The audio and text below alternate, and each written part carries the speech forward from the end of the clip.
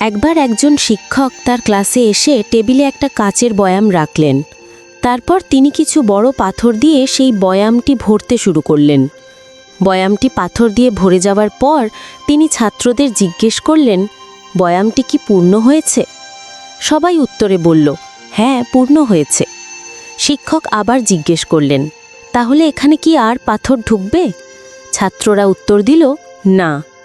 তখন শিক্ষক আবার সেই বয়ামে ছোট ছোট কিছু নুড়ি পাথর ঢালতে লাগলেন। বেশ কিছু নুড়ি পাথর সেই বয়ামের বড় পাথরে ফাঁকে ফাঁকে ঢুকে গেল। ছাত্র তাদের ভুল বুঝতে পারল। তিনি আবার জিজ্ঞেস করলেন, এখন কি বয়ামটি পূর্ণ হয়েছে? ছাত্ররা দ্বিধাগ্রস্ত হয়ে বলল, এখনও মনে হয় না। শিক্ষক হেসে এবার বালু নিলেন এবং তা বয়ামের মধ্যে ঢেলে দিলেন। বালু নুড়িগুলোরও ক্ষুদ্রতম ভাগগুলো ভরে দিল।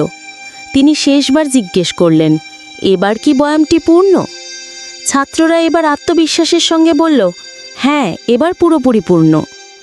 শিক্ষক বললেন, এই বয়ামটি তোমাদের জীবন। বড় পাথরগুলো হলো জীবনের সবচেয়ে গুরুত্বপূর্ণ বিষয়, যেমন তোমার পরিবার, তোমার স্বাস্থ্য, তোমার লক্ষ্য, তোমার স্বপ্ন। এগুলোই হলো সেই জিনিস যা তোমার জীবনকে মূল্যবান করে তোলে।